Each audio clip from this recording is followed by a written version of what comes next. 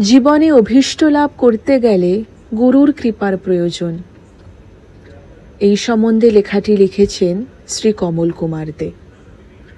গুরুর প্রতি শ্রদ্ধা ও ভালোবাসা রেখে জীবন চললে সাফল্যের উজ্জ্বল সম্ভাবনায় জীবন সম্ভব করতে পারবেন।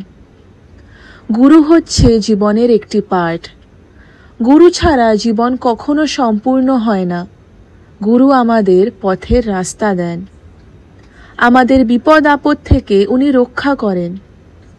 মনে রাখতে হবে, আমরা আমাদের কর্মের ফল ভোগ করি ঠিকই, আবার গুরুই আমাদের সঠিক কর্মের রাস্তা দেখান এবং ওনার কৃপা হলে অনেক বাজে কর্মের ফল এবং দোষ কেটে যায়। গুরু হচ্ছে কর্মের রাস্তাকে ত্বরান্বিত করেন, চিন্তা ভাবনাকে জাগ্রত করেন, ঈশ্বরের কৃপায় প্রভাবিত করেন, ঈশ্বরের এবং ভক্তের মেলবন্ধনের সেতু স্থাপন করেন, জীবনের পথে চলতে শক্তি প্রভাবিত করেন, আমাদের জীবনকে সুন্দর থেকে সুন্দরতম করে তুলতে সাহায্য করেন গুরু। গুরুর প্রতি বিশ্বাস, ভালোবাসা ও শ্রদ্ধা যদি আমাদের থাকে, তবেই গুরুর আশীর্বাদ লাভ করা যায় এবং মনে অনেক শান্তি পাওয়া যায়। মনে রাখতে হবে, গুরু একটি মহাশক্তি। গুরু হচ্ছে ঈশ্বরের প্রতিনিধি, অর্থাৎ ঈশ্বরের মহান সন্তান।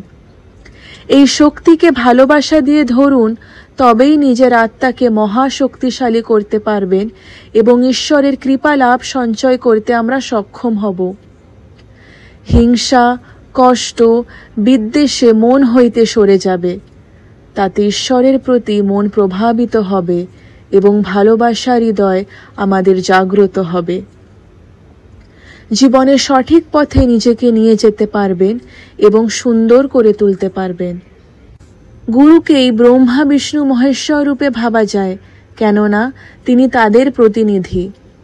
তার মাধ্যম দিয়েই আমরা ঈশ্বরের কাছে পৌঁছাতে পারি। এই জীব জগৎকে পথ নির্দেশ দিতেই গুরুর আবির্ভাব। গুরুই পারেন পরমাত্মার সহিত জীবাত্মার মিলন ঘটাতে।